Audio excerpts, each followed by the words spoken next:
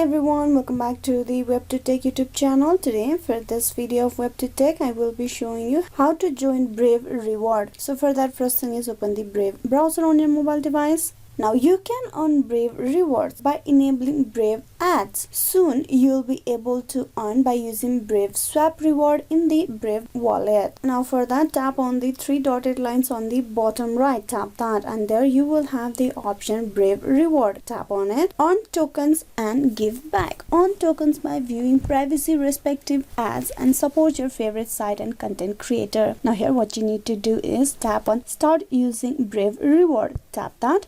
Select your country, tap on the drop down menu and choose your country and region. Then tap on continue.